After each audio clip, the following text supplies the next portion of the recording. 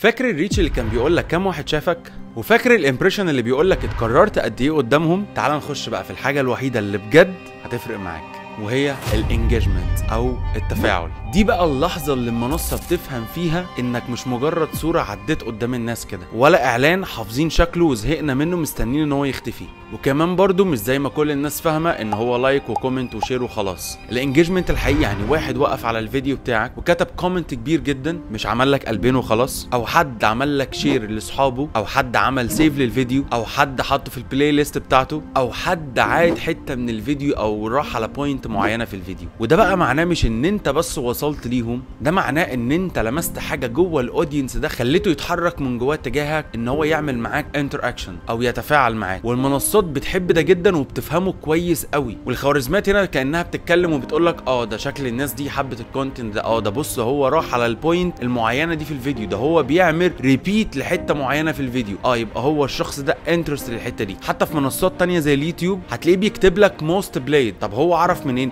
لان كل الناس بتروح على البوينت دي في الاغنيه دي، وفي الاغلب هتلاقي البارت ده من الاغنيه دي هي اللي طالعه فايرال على تيك توك وعلى كل البلاتفورم. اذا هنا الالجوريزم بتفهم كل تفصيله وكل حركه انت بتعملها على البوست، حتى مجرد وقوفك على البوست من غير اي انتراكشن. كل الانتراكشنز اللي انت بتعمله على الفيديو ده بيخلي الفيديو بتاعك يتشاف اضعاف مضاعفه، بس المره دي مش لاي حد كده وخلاص، لا، للناس فعلا اللي مهتمين بالكونتنت ده. وده بالظبط اللي احنا اتكلمنا عليه في حلقه الترند، واللي بيخلي اعلان معين يطلع ترند او محتوى كان فايرال جدا وكل الناس بتتكلم عليه وفجاه اختفى، مش علشان اتعرض كتير وخلاص، لانه كان في الوقت ده بيمثل انجيجمنت حقيقي بين الاودينس كله. واهم حاجه في السوشيال ميديا سواء كان اورجانيك كونتنت او بيد كونتنت، الانجيجمنت والانتراكشن من اهم الحاجات اي كونتنت كرييتور لازم يكون مهتم بيها. انت بتطلع تقول للاودينس بتاعك ايه، وانت مستني من الاودينس بتاعك ايه، حتى لو كان الاودينس دوت 100 شخص بس، بالعكس ده هيبقى مهم بالنسبه لك، مش هيبقى نقطه ضعف، لان ال 100 شخص دول هم اللي هيعملوا لك سكيلينج ل 1000 شخص ويعملوا لك سكيلينج ل 10000 شخص، لان هم انترست بالكونتنت اللي انت بتقدمه.